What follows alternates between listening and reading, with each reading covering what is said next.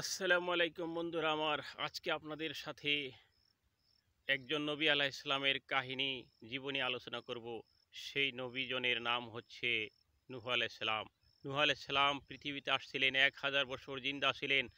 তিনার জীবনোদশায় মাত্র ৪০ জন মানুষ ইসলাম কবুল করেছিলেন। নূহ আলাইহিস সালাম দিনে রাত্রে ২৪ ঘন্টায় আস্তে জোরে, রাস্তায় ঘাটে মাঠে বাড়িতে সব ধরনের হিকমার সাথে মানুষদেরকে দিন ইসলামের কথা বলতেন, দিনের দাওয়াত দিতেন।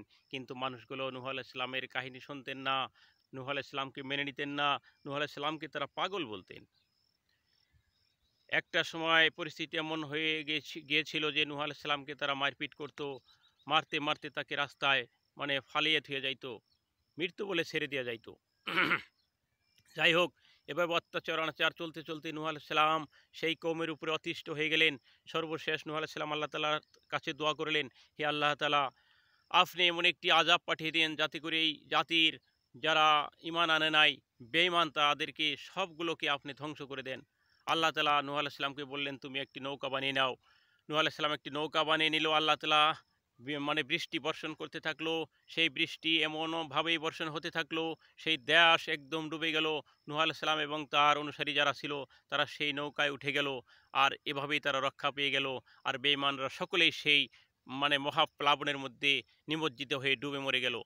নূহ আলাইহিস সালামের একটি সন্তান এবং নূহ আলাইহিস সালামের স্ত্রীও সেই প্লাবনে ডুবে মরে গিয়েছিল, কারণ তারা ইসলাম গ্রহণ করেনি।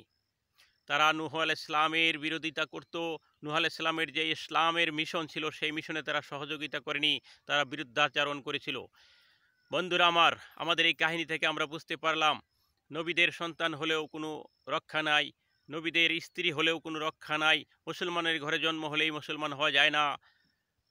তাই আমরা আসুন প্রকৃতার্থে নবীর মিশনে সহযোগিতা করতে হবে, নবীর দিনের দাওয়াত কবুল করতে হবে, এক আল্লাহর ইবাদত বন্দেগী করতে হবে, সেই পথে হাঁটি। নূহ আলাইহিস সালাম ১০০০ বৎসর জীবিত থাকার পরেও মাত্র ৪০ জন মানুষ ইসলাম গ্রহণ করেছিল। আল্লাহ তাআলা যাদের ভাগ্যে হিদায়েত লিখে থাকে তারাই শুধুমাত্র ইসলাম মানে গ্রহণ করতে পারে, ইসলামের পথে চলতে পারে, ইসলামের পথে হাঁটতে পারে। আল্লাহ তাআলা আমাদেরকে ইসলামের পথে হাঁটার জন্যে কপালে আ লেখুক, আমাদেরকে হেদায়েতের পথে চলার জন্য আল্লাহ তাআলা আমাদেরকেও তৌফিক দান করুক।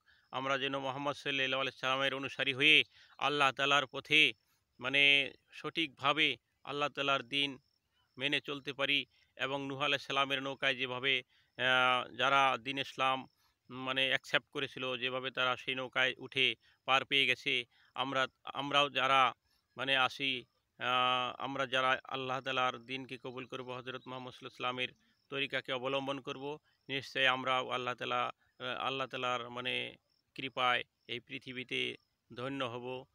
নিশ্চয় আমরা এ ধরনের আযাব গজব আসলে তার থেকে আল্লাহ তাআলা আমাদেরকে রক্ষা করবেন, এবং পরকালীন জীবনেও আমাদেরকে জাহান্নামের আগুন থেকে রক্ষা করবেন।